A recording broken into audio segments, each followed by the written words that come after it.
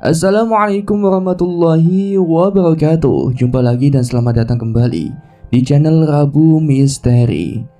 Seperti biasanya pada kesempatan kali ini saya akan membagikan sebuah kisah.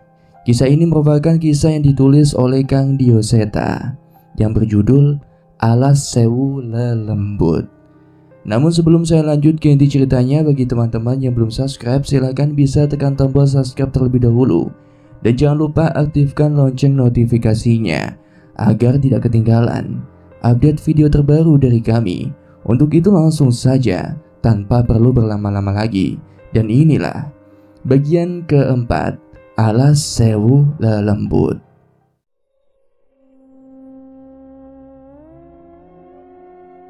Aku khawatir, namun Nyi Sedang Rangu tidak terlihat kesakitan dan malah semakin mendekat pada Mbak Sugi dengan wajahnya yang menyeramkan. Kali ini Mbak Sugi yang terlihat ketakutan. Ia menarik keris itu lagi dan lagi berkali-kali, memasukkan keris itu pada tubuhnya Sedang Rangu. Mati! Mati kau! Mati kau setan busuk! Teriak Mbak Sugi. Nyi Sedang Rangu mengangkat tangannya yang sudah ditumpuhi kuku-kuku yang panjang. Busuk? Wujudku adalah cerminan dosamu, ucapnya sambil mengelus pipi Mbak Sugi. Tidak, kau bahkan lebih menjijikan dari semua setan yang pernah ada. Tolah Mbak Sugi yang menusukkan kerisnya di wajah Nyi Sedang Rangu. Darah hitam pun mengalir dari bekas luka yang disebabkan oleh keris itu. Tapi Nyi Sedang Rangu tetap tidak bereaksi, sebaliknya wajah Mbak Sugi semakin pucat. Sepertinya Nyi Sedang Rangu menunjukkan penglihatan yang membuatnya trauma. Hentikan! Pergi! Pergi! Mbak Sugi menoleh memerintahkan sosok genderuwo itu untuk membantunya. Tapi Meong Hidung menghadang makhluk itu. Mungkin aku akan berbelas kasihan bila kau membebaskan sukma anak-anak orang yang kau tawan, ucap Nyi Sedang Rangu. Tidak bisa. Mereka sudah milik Gandara Barua, balasnya. Di mana mereka? Tanyanya Sedang Rangu sembari mencekik leher Mbak Sugi dan kuku-kukunya yang tajam. Desa. Mereka di desa mati, di Leweng Sasar, ucap Mbak Sugi ketakutan. Nyi Sedang Rangu pun melempar Mbak Sugi ke tanah dan berpaling menghadapi sosok genderuwo yang bermata merah itu. Walau sudah dilepaskan, Mbak Sugi masih dengan akal bulusnya. Ia membacakan mantra pada kerisnya dan menusuk punggungnya Sedang Rangu dari belakang. Mati kau, setan manapun akan terbakar dengan mantra ini, ucap Mbak Sugi. Teriakan itu bukan dirinya Sedang Rangu. Teriakan itu berasal dari Mbak Sugi. Dia yang berteriak. Tiba-tiba dari tubuhnya muncul luka yang memuncratkan darah. Luka itu muncul dari perutnya, tubuhnya, hingga wajahnya. Mas, Guntur mencoba menebak. Aku pun mengangguk. Kami sadar itu adalah luka yang ia buat di tubuhnya Sedang Rangu sebelumnya. Setelahnya ia pun kesakitan dengan luka bakar di punggungnya. Itulah serangan terakhir yang ia hujamkan di punggungnya Sedang Rangu. Tolong, sakit, teriaknya. Nyi Sedang Rangu tidak peduli. Ia terus menyusul Meong Hidung itu dan meninggalkan Mbak Sugi kesakitan sendirian. Genderuwo itu mengeram menghadapi Nyi Sedang Rangu dan Meong Hidung. Ia mengayunkan lengannya menyapu tubuh Meong Hidung hingga terseret. Bola api mulai berdatangan menyerang sosok macan hitam yang masih berdiri dengan tegap itu. Tapi Nyi Sedang Rangu menghadangnya dan memadamkannya lagi.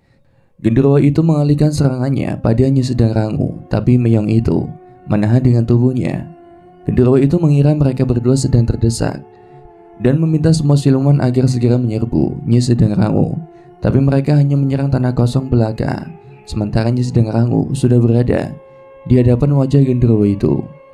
Genderuwo itu tidak sempat bereaksi sementara tangannya Sedang Rangu sudah mencengkeram salah satu mata genderuwo itu dan mencabutnya dari tempatnya. Mata merah itu ia lempar ke tanah dan diinjak oleh Meong Hidung. Genderuwo itu pun berteriak kesakitan. Suaranya menggelegar, mungkin sampai ke desa. Basuki tiba-tiba merangkak di bawah genderuwo itu dan memerintahkannya untuk membawanya pergi. Genderuwo yang sudah kesakitan itu pun tidak menolak dan segera mengambil tubuh Mbak Sugi. Mereka tiba-tiba menghilang bersama dengan kabut hitam yang menyelimuti genderuwo itu. "Nyi, mereka?" tanya aku. "Biarkan saja. Dukun itu belum boleh mati sebelum kita menemukan roh-roh anak itu," balas Nyi Sendang Rangu. Dengan hilangnya genderuwo itu, seluruh jin, setan, siluman yang menyerang kami pun pergi dan menghilang. Macan hitam itu pun kembali ke wujud kucingnya dan bermanja-manja di kaki Gama.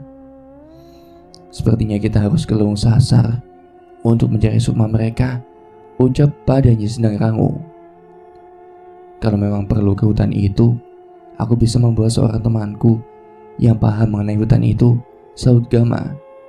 "Dia hafal tentang hutan itu?" tanyaku. Gama menggeleng. "Tidak, tapi setidaknya dia lebih mengerti hutan itu dibanding kita," jawabnya. Aku setuju dengan Gama agar mengajak seorang yang lebih mengerti. Guntur pun mengingatkanku tentang keadaan Dirga. Nyi Sendang Rangu mencoba sedikit memulihkan luka Dirga yang cukup dalam, tapi sepertinya ia membutuhkan waktu untuk pulih. "Aku ikut ke hutan itu, Mas, biar ku balas perbuatan mereka ke Dirga," ucap Guntur. Aku pun mengelus kepala Guntur dan menjelaskan padanya. "Untuk kali ini jangan dulu ya. Harus ada yang bisa menjaga Dirga dan desanya. Percayakanlah ini pada kami," balasku. Wajah Guntur terlihat tidak setuju, tapi ia tahu bahwa ia tidak bisa menolak. Ia dibutuhkan di desa ini.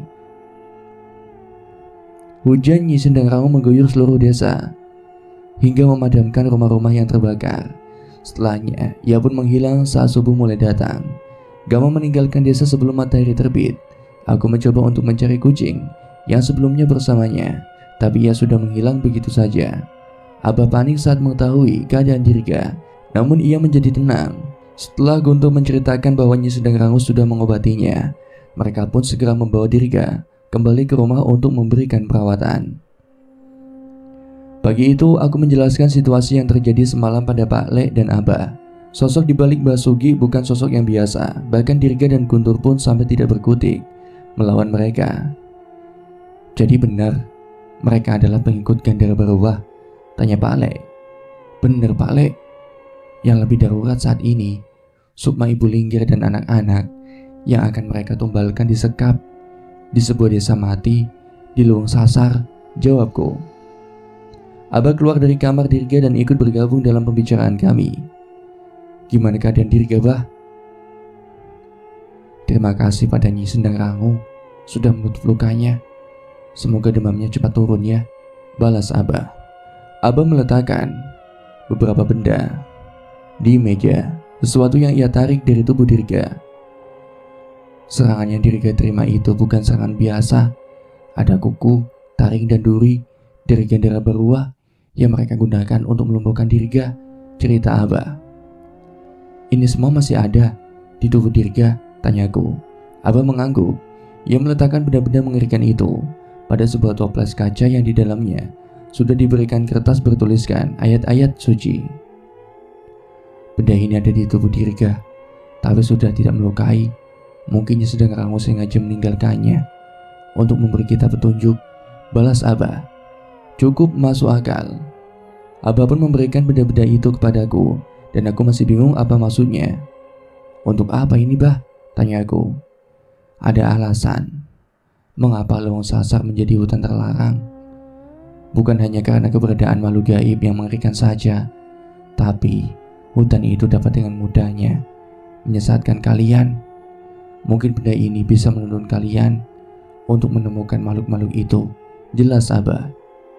Aku mengambil benda itu dan masih merasakan warna dari empu tubuh aslinya. Benar ucapan Abah, benda ini bisa menjadi petunjuk untukku. "Pak Le, sebaiknya Pak Le tetap di desa, bantu rawat Dirga hingga sembuh," ucapku. "Gandara Baruah itu bukan setan penunggu biasa, Lonan. Gak mungkin kamu menghadapi mereka sendirian," tolak Pak Le. "Aku gak sendirian, Pak Le. Cahaya masih ada di sana dan Gama juga akan membantu kami. Dia kuat," balasku. Pak Le menoleh pada Abah sebentar. Aku yakin ia sepertinya juga khawatir dengan Abah dan Dirga bila meninggalkan desa ini lagi. "Ya udah, Kalau ada apa-apa beri tanda ya ke Pak Le, ucap Pak Le.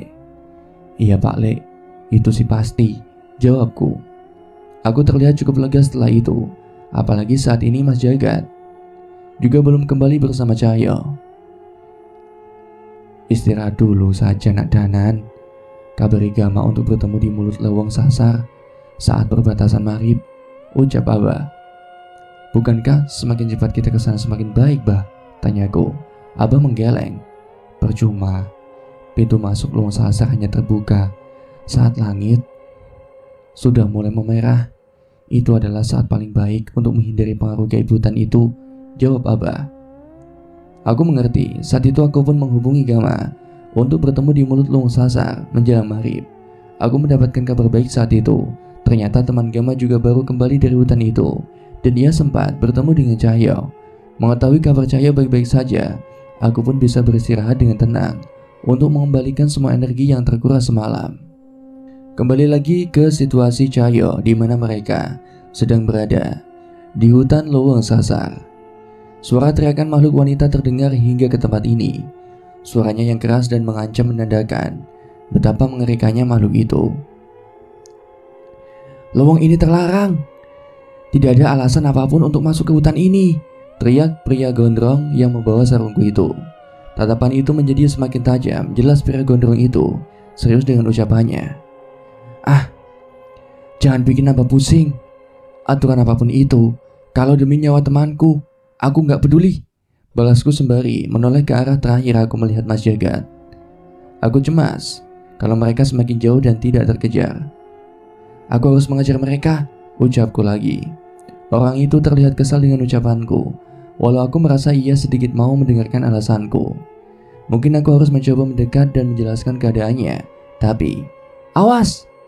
Orang itu berteriak bersamaan dengan perasaan bahaya yang kurasakan. Mundur, mundur, tambahku yang segera mengajaknya menjaga jarak. Sebuah cakaran dari makhluk perempuan tanpa busana tiba-tiba muncul begitu saja. Perawakannya jauh lebih menjijikan dengan hanya mengenakan selendang yang berusaha menutupi bagian payudaranya yang menjulang panjang. Aku berhasil menghindari dari sapuan lengan besar itu dan mendekat ke arah pria gondrong itu. Ia menyadari keberadaanku di dekatnya dan melempar sarung itu padaku. Ini, tangkap, ucap pria gondrong itu. Aku tersenyum kecil dengan kembalinya sarungku. Selain itu mungkin memang gondrong yang satu ini sudah menyadari bahwa aku bukanlah musuhnya.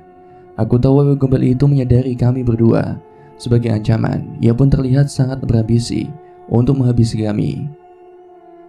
Makhluk itu menatap kami berdua sambil memainkan rambutnya dengan wajah pucat yang menyeramkan.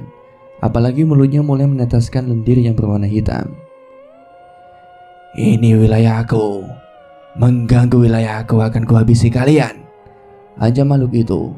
Kami berdua memperhatikan sosok itu dan langsung mengenalinya. Wewe gombel, ucap Mamang Gondrong itu. Aku mengangguk. Gak salah lagi.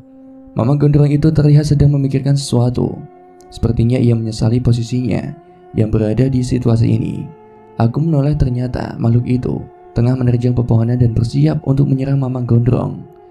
Aku pun refleks menendang Mamang Gondrong agar terhindar dari cakarannya. Maaf Mang, gak sakit kan? Kalau kena cakaran itu pasti bahaya, ucapku sembari memperhatikan wewe gombel yang menoleh ke arah kami lagi. Mamang Gondrong itu pun meraih tanganku dan kembali berdiri. Aku Cahyo, tambahku lagi. Mungkin aku harus memperkenalkan diri agar kami tidak canggung. Terima kasih, saya Budi. Jauh lebih baik kau panggil saja Budi daripada sebutan Mamang Gondrong itu, balasnya. Budi, nama itu lebih cocok untuk anak ibu yang pergi ke pasar, bukan pria gondrong berantakan seperti dia. Oh gak, Mamang Gondrong itu lebih cocok. Dia mengincarmu lagi Mamang Gondrong. Salah-salah kau bisa mati loh. Minggir, teriakku sembari memanggil kekuatan Wanasura di lenganku.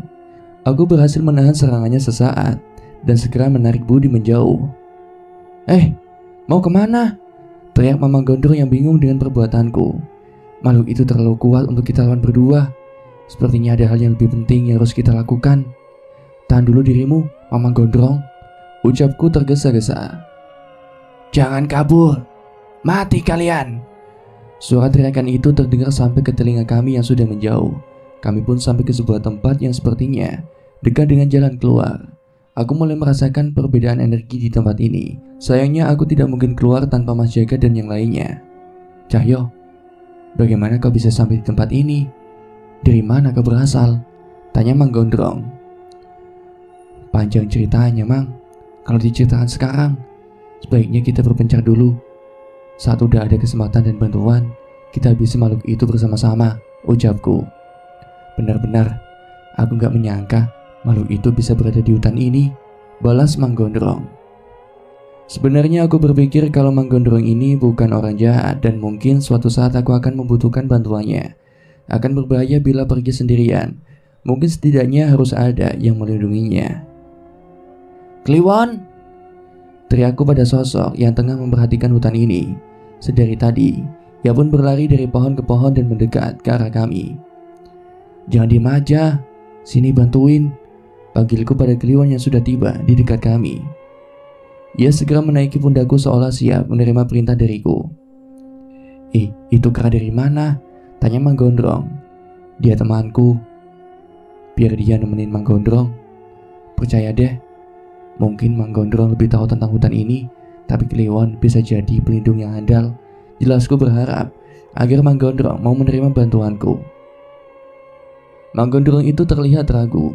Ia menatapku dengan tatapan yang tajam dan kembali hati-hati. Mungkin dia mulai tahu tentang kelebihanku. Jangan menatapku kayak gitu dong, seolah kayak ingin memakanku hidup-hidup saja. Ada waktunya kita akan berbincang banyak.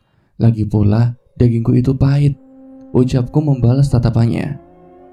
Aku tunggu ya, ingat, akan aku habisi siapapun yang mengacau di tanah kelahiranku, ucap Mang Gondrong mengeluarkan sifat aslinya. Jadi hutan ini adalah tempat kelahirannya.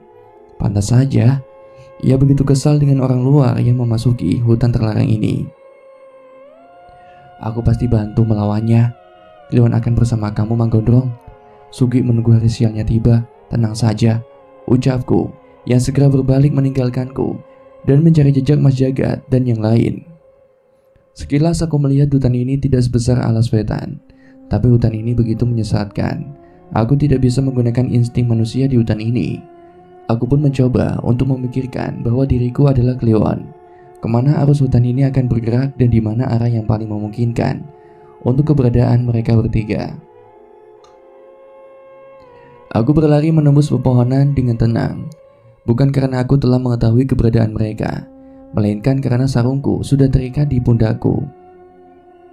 Dengan adanya sarung ini, aku tidak lagi takut dengan hawa dingin, aroma busuk, ataupun gangguan dari makhluk-makhluk di hutan ini. Dalam pengejaranku sekali lagi, aku mendengar teriakan Wewe Gombel yang berhadapan denganku dan Mamang Gondrong tadi. Namun aku bergegas menjauh ketika sudah melihat wujudnya dari jauh. Semakin gelap aku berlari, semakin dalam aku memasuki hutan. Samar-samar aku melihat api menyala dari kejauhan. Aku pun bergegas untuk menghampiri ke arah cahaya itu. Tapi sebelum aku menambah kecepatanku, tiba-tiba seorang menangkapku dari depan. Akhirnya ketemu juga. Itu Mas Jagat. Ia pun segera menarikku dan membawaku ke dalam semak yang cukup lebat. Cahyo, syukurlah kamu selamat, ucap Mas Linus. Jelas Mas, aku lebih aman dilepas di hutan daripada dilepas di kota, canda aku. Sayangnya aku bercanda di saat yang tidak tepat. Aku baru melihat Mas Linggar terbaring di dekat Mas Linus. Ada handuk kecil yang terpasang di dahinya untuk meredakan demamnya. Mas Linggar, tanyaku bingung. Ini efek samping. Setelah ia dirasuki Nyi Kunti, tubuhnya masih jauh dari siap untuk itu, jelas Mas Linus. Mengetahui hal itu, aku pun memutuskan untuk beristirahat sejenak sembari membaca situasi. Terlebih dari balik dedaunan, aku mulai melihat cahaya matahari mulai terbit. Sayangnya hutan ini terlalu lebat untuk ditembusnya. Kita harus manggil bantuan, ucap Mas Jagat. Apa nggak bisa kita hadapi makhluk itu dan anak buah Basuki sendiri? Tanyaku. Mas Jagat menceritakan bahwa pengejaran mereka membawanya ke sebuah desa mati di tengah hutan. Ia pun mengajakku sedikit mendekat ke arah cahaya api yang kulihat itu. Ada lebih dari sukma-sukma anak-anak itu yang disekap di sana. kalau kita mau menolong mereka. Kita butuh bantuan Pak Lek, Danan, dan yang lain, cerita Mas Jagat. Setelah melihat ini semua, aku setuju dengan itu. Terlebih saat aku melihat sosok yang paling mengerikan di sana. Besarnya, saat tertidur mungkin bisa setengah dari desa itu sendiri. Itu, tanyaku yang ingin mencoba menebak. Dia itu makhluk yang diceritakan Linggar, Gandara Baruwa. Jelas Mas Jagat. Kami pun memanfaatkan waktu ini untuk beristirahat sampai sebelum matahari tenggelam kembali. Aku meminta Wanasura untuk menyampaikan pada Kliwon agar ia menuntut yang lain untuk menemuinya. Semoga saja kami semua cukup untuk menghadapi makhluk mengerikan itu. Sementara Danan, aku tiba di sebuah hutan yang menyimpan banyak misteri. Luang Sasar.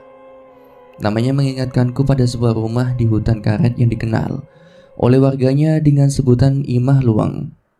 Hanya saja hutan yang ada di sebelah rumah itu tidak sebelantara Luang Sasar. Langit mulai memerah bersama munculnya burung-burung aneh yang berwarna hitam berterbangan dari dalam hutan. Mungkin ini yang diceritakan oleh Cahyo. Jelas burung-burung ini bukanlah burung biasa. Terdengar beberapa langkah kaki mendekat dari kejauhan. Tapi ada salah satu langkah kecil yang lebih cepat dari mereka dan segera melompat ke arahku. Kliwon, kenapa kamu bisa ada di sini? Tanyaku pada sosok kera kecil, sahabat Cahyo itu. Ia pun menoleh pada dua orang yang berada di belakangnya. Gama, kok bisa? Tanyaku. Aku juga kaget. Sepertinya temanku itu sudah bertemu dengan temanmu, balasnya. Aku menoleh ke arah teman Gama itu. Terlihat seorang pria berambut panjang dengan pakaian lusuh seadanya. Tubuhnya jauh lebih kekar dan aura buas terlihat dari tatapan matanya. Apa urusanmu di Luang Sasar? Tanya orang itu dengan tegas. Aku kaget dengan ucapannya. Jelas sifatnya jauh berbeda dengan Gama. Yang sopan, kita membutuhkan bantuan mereka untuk masalah Rara dan yang ada dalam hutan ini. Tahan Gama. Sontak orang itu berhenti dan menurut. Aku sama sekali tidak menyangka orang sebuas itu bisa patuh dengan Gama. Saya Danan. Saya hanya seperlunya saja di hutan ini. Ada sukma anak-anak desa yang tertahan di desa mati di dalam sana. Setelah menyelamatkan mereka, kami akan segera pergi. Balasku yang yakin bahwa orang ini tidak suka kami memasuki hutan itu. Sepertinya yang satu ini lebih pintar bicara daripada teman monyet itu, balasnya. Maaf Danan, namanya itu Budi. Hutan ini adalah tempat kelahirannya. Ia tidak mau ada yang celaka bila ada yang memasuki hutan ini, ucap Gama. Aku mengerti, walau ia selalu memasang muka mengancam rupanya, ia juga orang baik. Aku jadi teringat sosok yang terlahir di hutan dan juga berambut gondrong sepertinya. Tepat saat matahari tenggelam, Kliwon memandu kami untuk masuk ke dalam hutan. Di sana ada seekor monyet putih yang sudah menantinya. Ikuti kera itu, perintah Budi. Kliwon memang memberi isyarat agar kami mengikutinya. Sepertinya ia sudah mendapatkan teman di hutan ini dan sedikit mengenal seluk-beluknya. Terdengar suara teriakan wanita dari salah satu sisi hutan. Suaranya menggema dengan serak dari jauh. Kliwon yang menyadari keberadaan makhluk itu merubah jalurnya dan memutar. Itu makhluk yang kuceritakan, ucap Budi. Wewe gombel, tanya Gama. Benar, tapi aku belum pernah melihat wewe gombel sebesar dan sebuas itu, balasku. Coba saja datangi sana, balas Budi. Aku merasa sepertinya harus mencari cara komunikasi yang lebih cocok dengan seorang yang bernama Budi ini. Memasuki tengah hutan, kami memilih untuk berjalan mengatur napas kami. Setidaknya bila kami berpapasan dengan makhluk seperti tadi, kami memiliki tenaga untuk berlari. Tapi baru beberapa langkah berjalan, aku mulai merasakan keanehan. Gama, aku menghentikan langkahnya. Aku merasakan ada sesuatu di belakang kami dan segera memberi isyarat pada Gama.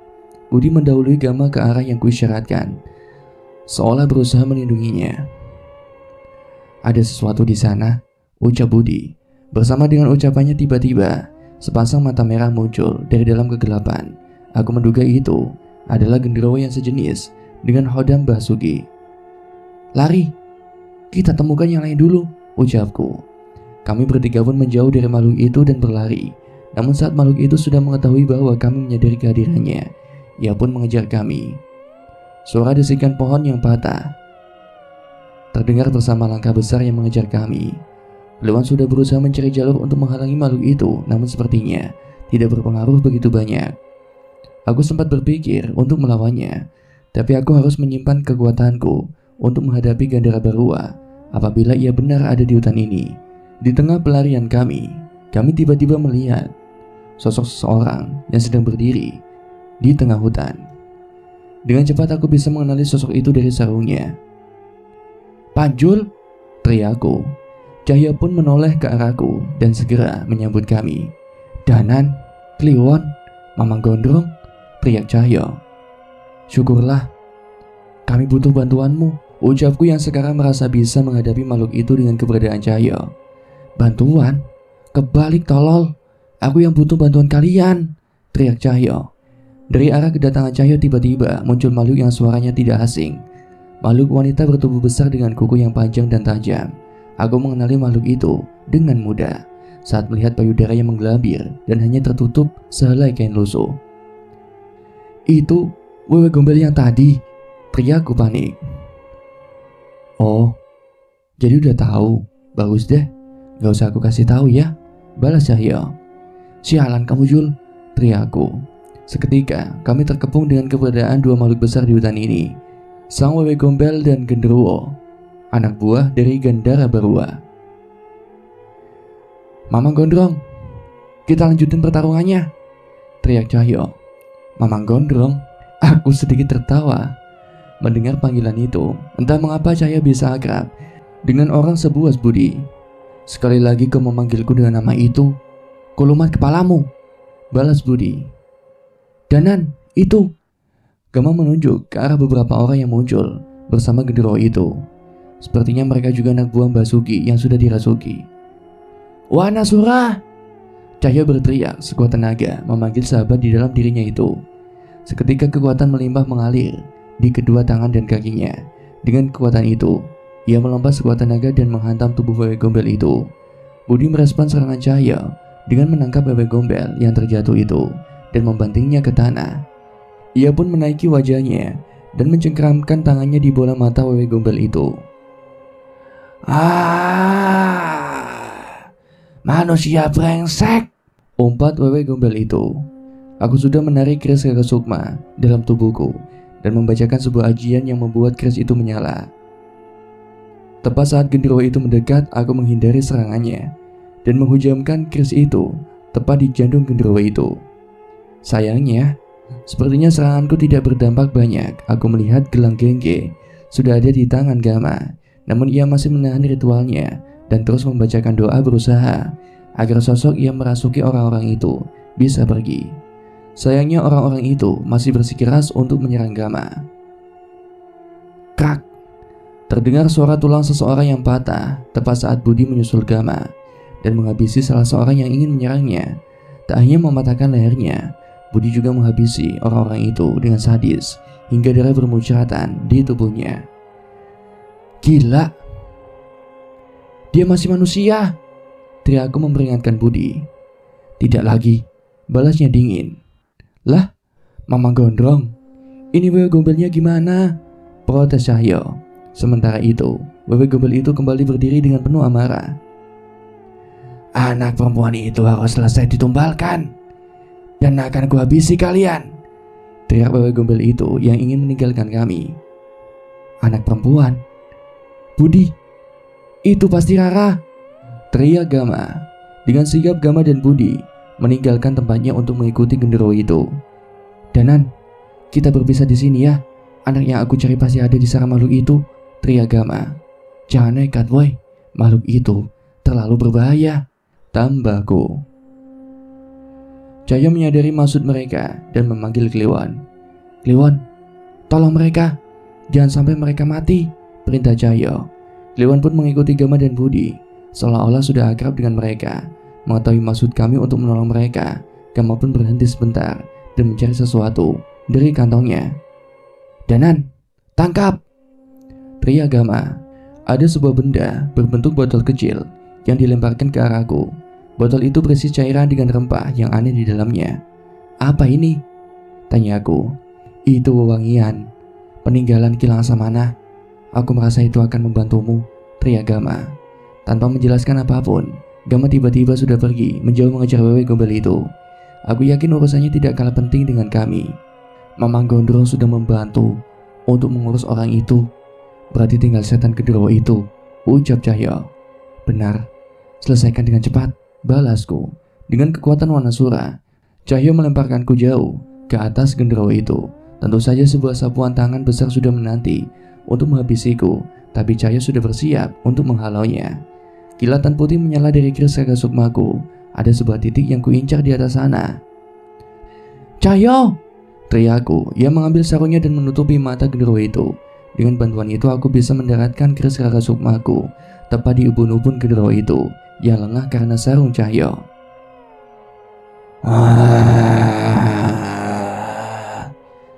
Genderuwo itu teriak kesakitan, tapi aku tidak yakin kalau ia akan kalah walau terluka seperti itu. Aku pun melepaskan sukmaku dan menusuknya lebih dalam lagi dengan wujud sukma dari keris Raga Sukma yang kutembus dari ubun-ubun hingga ke bawah badannya.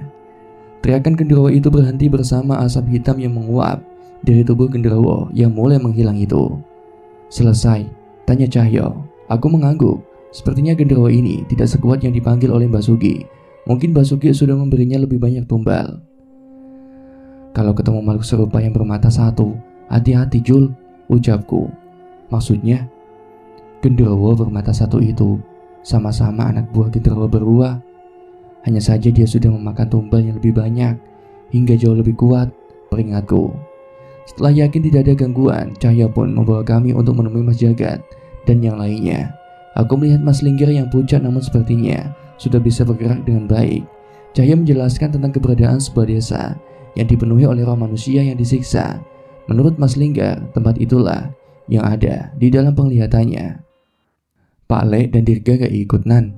Tanya Cahyo. Aku menggelengkan kepala sambil menjelaskan kejadian semalam.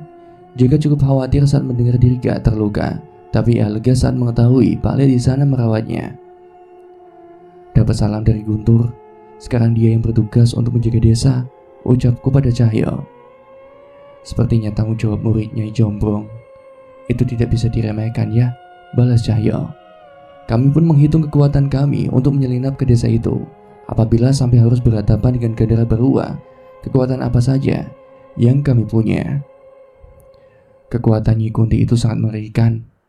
Hanya saja tubuh Linggir mungkin tidak kuat lagi untuk menahannya, jelas Linus. Tidak Danan. Selama bisa menyelamatkan sukma ibuku, aku tidak akan keberatan, balas Mas Linggar. Aku tidak ingin berdebat di tempat ini. Sebisa mungkin yang terbaik adalah kita menyelamatkan sukma-sukma itu tanpa bertarung. Jangan salah sangka. Jangan pernah bergantung pada makhluk seperti itu. Entah itu Nyai Kunti, Wanasura, ataupun Nyi Sedang Rangu.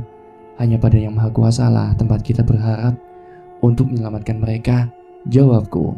Mas Linggar pun menghela napas, sepertinya ia lupakan hal itu. Kami pun mulai mempersiapkan diri dan berjalan memasuki desa mengerikan itu. Desa? Bukanlah. Ini hanya setumpukan pondasi rumah yang telah hancur. Hampir tak ada satupun rumah yang utuh di desa ini. Sebaliknya ratusan makam tersebar di seluruh desa tanpa diatur. Desa ini terlihat ramai. Banyak orang lalu lalang dengan wajah yang pucat berputar-putar tanpa arah. Beberapa dari mereka sudah kehilangan bola matanya atau bahkan tubuhnya tinggal setengah dan berjalan sembari merayap. Iya, mereka adalah roh-roh yang akan dijadikan tumbal. Keramaian roh ini membuat kami tidak terlihat mencolok. Aku menemukan beberapa sosok roh anak-anak dari desa yang sedang termenung. Tak jauh dari tempatnya termenung, ada sebuah bekas rumah tanpa atap dan terdengar suara dari dalam. Basuki, apa tumbal sebanyak ini tidak cukup untuk memberikan kesaktian pada kita? Tanya seorang dari sana. Aku ingin lebih banyak, tapi sepertinya waktu kita nggak cukup. Kita akan membangunkan Gandara Barua dan meminta kekuatannya dengan bayaran semua tumbal yang ada di sini, ucap Basuki yang tidak mungkin kulupakan. Dari suaranya sepertinya lukanya cukup parah. Di sana, teriak Mas Linggar. Ada satu buah pohon yang paling besar di desa ini. Kepala Gandara Barua terbaring di bawahnya. Sialnya, Linggar menunjukkan bahwa Sukma ibunya dan pakdenya tergantung di sana dengan mengenaskan. Raut wajah Mas Linggar berubah penuh amarah. Aku merasakan ada kekuatan besar yang akan muncul dalam dirinya. Tahan Linggar, tahan. Mas Linus mencoba untuk menenangkan temannya itu. Sementara kami menenangkan Mas Linggar, tiba-tiba dari arah suara Basuki tercium aroma kemenyan bersama teriakan seseorang. Jangan, jangan saya. Sayangnya tidak ada orang lain di tempat ini yang lebih tidak berguna selain kamu, ucap Basuki. Kami pun berlari untuk menuju tempat itu. Hentikan! Jangan bangunkan makhluk terkutuk itu, teriakku. Basuki seketika panik melihat kedatangan kami. Ternyata ruangan itu ada 5 orang anak buahnya, dan salah seorang dari mereka sudah terikat dengan parang di lehernya. Kau lagi. Kali ini aku pasti akan membunuhmu, teriak Basuki kesal. Bangkit Gandara Barua. Ini tumbal dan makanan-makananmu sudah menanti, teriak Basuki. Dengan isyarat dari Basuki, keempat pengikutnya menyembelih seorang yang juga bagian dari mereka. Aku tidak bisa menatap saat darah bermuncratan dari leher orang itu. Ada kepala kerbau, kemenyan, dan kembang yang dilumuri dengan darah dari kepala manusia yang ia sembelih. Setelahnya aku merasakan kekuatan yang sangat besar yang menekan kami. Itu berasal dari luar. Aku yakin itu berasal dari makhluk yang sedang tertidur itu. Kami pun segera keluar dari persembunyian Basuki dan melihat sosok mengerikan itu tengah berdiri memantau desa itu. Brengsek, bisa-bisanya kamu membangkitkan makhluk terkutuk itu. Sudah sepantasnya kalian takut dan takluk padaku, ucap Basuki. Ia mendekat ke arah sosok Gandara Barua untuk melaksanakan perjanjiannya. Siapa yang sudah membangunkanku? Teriak Gandara Barua. Aku. Semua sukma ini adalah tumbal untukmu, dan jadilah abdiku, ucapnya. Wajah Gandara Barua terlihat senang dengan semua roh yang ada di tempat ini. Birunya menetes membasahi tanah bawahnya. Bagus, ucapnya. Tapi aku butuh makanan pembuka. Sontak ia mendekatkan wajahnya pada Basuki dan menggigit tubuhnya hingga terputus. Hanya tersisa punggung dan kakinya yang masih berdiri kaku tanpa merespon kejadian yang hanya terjadi beberapa detik itu. Bah! Anak buah Basuki terlihat panik dengan kejadian itu. Gila! Dia memakan dukun yang memberinya tumbal, ucap Linus. Dia bukan setan biasa. Dia bisa berpikir layaknya manusia, balasku. Anak buah Basuki ingin menghampiri gurunya itu, tapi ia merasa tidak ada gunanya. Bagaimana mungkin tubuhnya hanya tinggal setengah bisa selamat. Mereka pun memilih untuk melarikan diri, namun tangan Gandara Barua menahan mereka, layaknya tembok yang setinggi 3 kali tubuh mereka. Jangan! Jangan! Teriak mereka, tapi setan itu tidak peduli. Ia meremas keempat itu hingga darah bermuncatan dari genggamannya dan memakan mereka semua tanpa ampun. Gandara Barua mengendus sembari menunjukkan mata merahnya. Masih ada manusia yang hidup di sini, ucapnya mencari keberadaan kami di antara sukma-sukma ini. Aku pun menggenggam garis raga sukma dan meletakkannya di depan dadaku. Maafkan aku, Nyi. Sepertinya aku membutuhkan kekuatannya Sedang Rangu lagi, gumamku. Wanasura, untuk kali ini jangan tahan kekuatanmu ya, ucap Cahyo. Semoga ajian Watu Geni bisa berguna melawan makhluk itu. Mata Mas Linggar menghitam, sepertinya sosok Nyai Kunti di dalam dirinya merasakan bahaya yang memaksanya untuk muncul. Hei, pusaka! Kalau ada yang bisa kau lakukan, lebih baik kau lakukan sekarang, ucap Mas Linus sembari menggenggam pusaka miliknya. Perasaan gentar ini jauh lebih mengerikan daripada saat melawan Kiluwang kemarin. Yang kami lawan saat ini bukan lagi roh manusia, tapi roh dedemit yang mungkin sudah ada bahkan saat manusia belum mengenal peradaban. Manusia percaya bahwa mereka adalah makhluk yang paling mulia yang diciptakan oleh penciptanya. Namun alam ini begitu luas dan dalam. Begitu banyak hal yang bahkan tak tergambar dalam pikiran ataupun imajinasi seorang manusia. Ada zaman di mana makhluk-makhluk tak kasat mata itu ikut campur dalam alam yang dihuni oleh manusia. Semua itu terjadi saat manusia belum mengenal peradaban dan mencoba mengandalkan sosok yang mereka kira dapat mereka kendalikan. Nyatanya makhluk tak kasat mata itu memiliki pengetahuan yang lebih banyak, lebih licik dan lebih kuat dari manusia. Semua itu karena mereka memiliki masa hidup yang sangat jauh lebih panjang. Hanya saja, mereka tidak berkutik terhadap manusia yang berlindung di balik penciptanya. Manusia itu terlihat lemah, namun kuasa yang satu tak akan pernah membiarkan dirinya celaka. Walau begitu, banyak juga manusia bodoh yang menggadaikan ikatannya pada Tuhannya demi mendapatkan hal yang nikmat namun sementara. Padahal semua yang dibutuhkan untuk hidup dan untuk mati sudah tersedia di alam ini. Makhluk-makhluk itu menjelma menjadi sosok dikdaya yang terlihat dapat diandalkan, kuat untuk memenangkan perang, cantik untuk memperdaya, hingga megah untuk memperkaya. Satu di antara mereka menjanjikan kekayaan sekaligus memberinya ilmu untuk menghadapi siapapun yang mengusiknya. Sosok yang lahir dari ketamaan manusia, sosok yang tumbuh karena dendam manusia, sosok yang menjadi makhluk mematikan yang akan membawa pengikutnya ke penderitaan tanpa akhir di akhir zaman kelak. Gandara Barua. Ribuan pria sudah menggadaikan istrinya untuk perjanjian dengannya. Ribuan pencari ilmu sudah mempersembahkan tumbal untuk mendapatkan restunya. Semua itu terjadi sejak manusia masih hidup dengan cara berburu.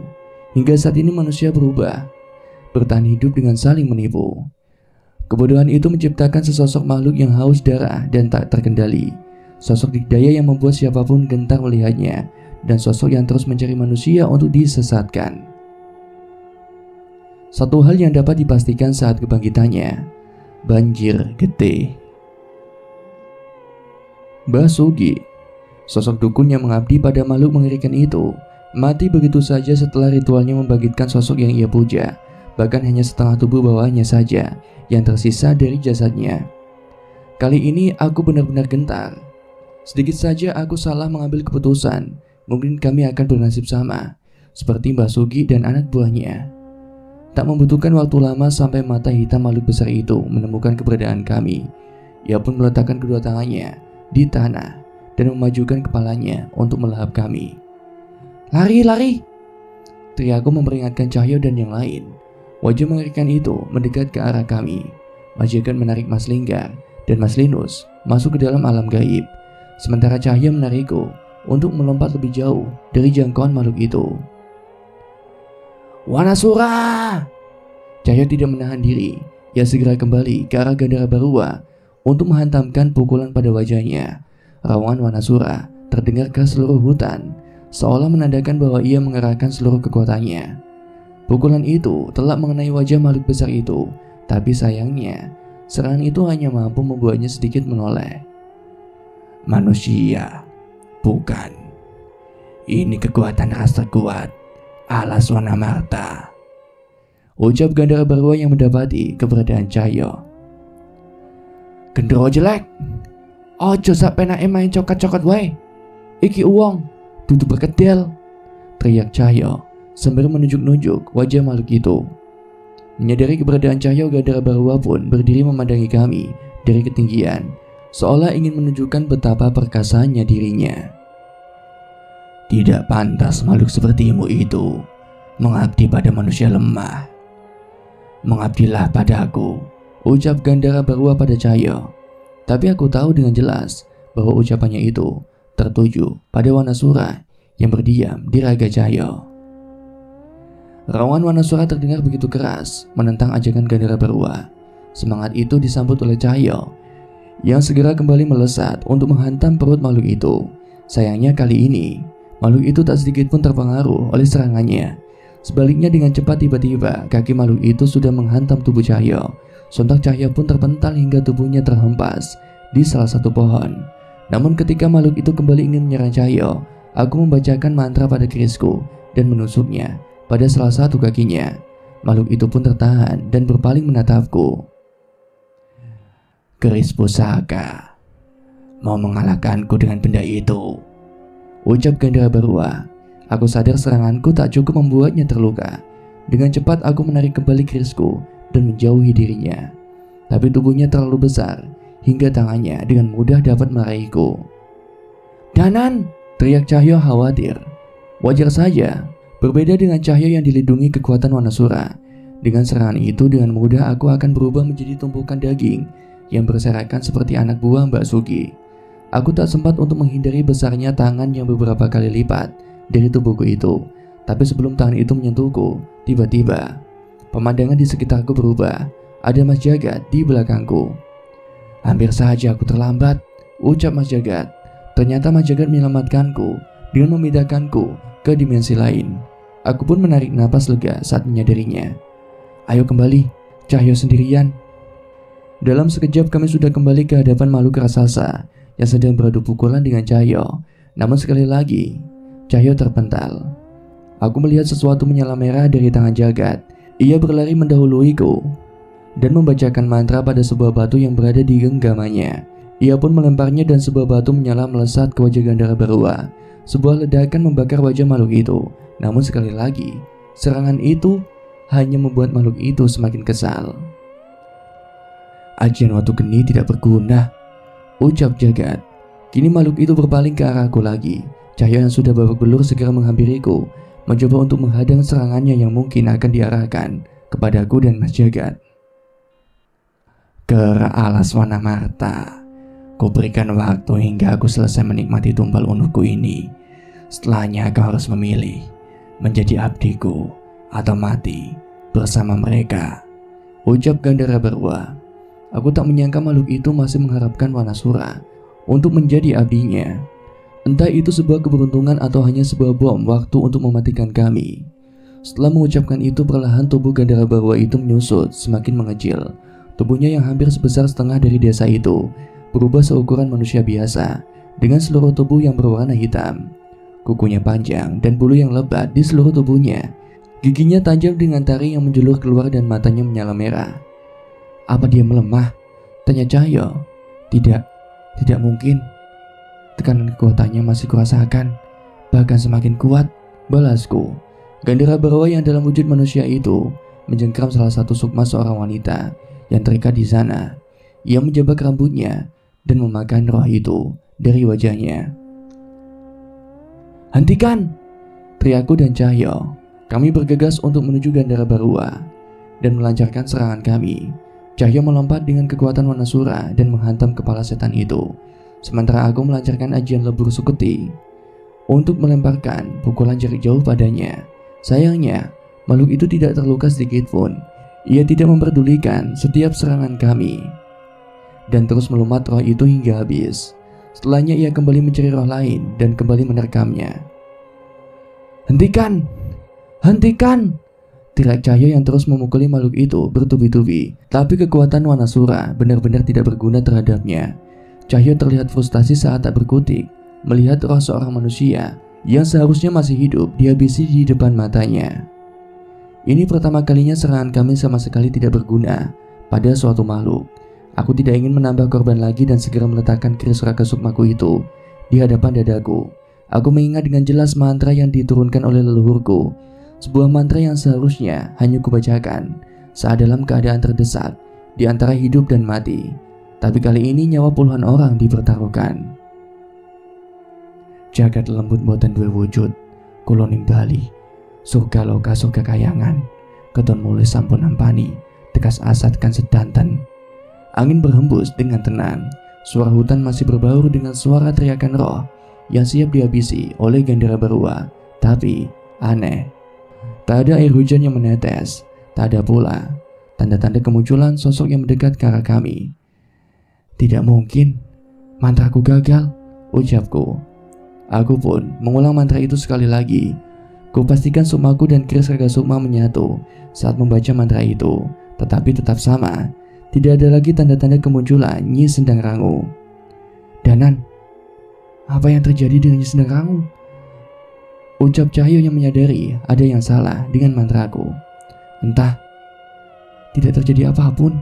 Mantraku tidak bekerja, jawabku. Aku memastikan keris Raga Sukmaku masih memiliki kekuatannya. Tapi mengapa ia tidak bisa memanggil Nyi Sendang Rangu? Apa terjadi sesuatu dengannya?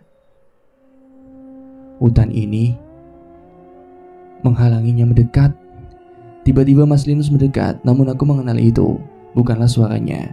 Itu adalah suara dari kesadaran pusaka pisau batu yang kini telah kembali padanya. Maksudnya, Nyi Sendang Rangu tidak bisa memasuki lubang sasar, tanyaku. Mas Linus mengangguk. Sementara itu, Mas Linggar tengah menitipkan roh ibu dan ketiga padenya pada Mas Jagat untuk dibawa ke tempat yang aman. Rupanya sedari tadi, mereka mencari kesempatan untuk menyelamatkan roh ibu Mas Linggar dan kerabatnya yang tergantung di atas pohon besar. Terlihat roh ibu Mas Linggar menyadari sesuatu yang terdapat dalam diri Mas Linggar. Ia menyadari kutukan yang sebelumnya berada pada dirinya kini telah berpindah ke anaknya. Kau boleh membalaskan dendammu pada aku sekejam apapun itu, tapi tolong selamatkan anakku. Ibu Mas Linggar berkata sembari menatap mata Mas Linggar dalam-dalam. Kami semua tahu bahwa ia sedang berbicara dengan sosok yang berdiam di tubuh Mas Linggar. Jangan ibu harus hidup, ucap Mas Linggar yang tidak setuju dengan ucapan ibunya. Belum sempat lebih lanjut berbicara, tiba-tiba sebuah tangan muncul dari dalam tubuh Mas Linggar. Sosok itu mencekik Ibu Linggar dengan kuku-kukunya yang tajam. Kalau begitu, mati. Nyai Kunti muncul dari tubuh Linggar dan hendak menghabisi roh Ibu Linggar. Mas Linggar mencoba untuk menahannya, tapi ia masih jauh dari mampu untuk melakukan itu.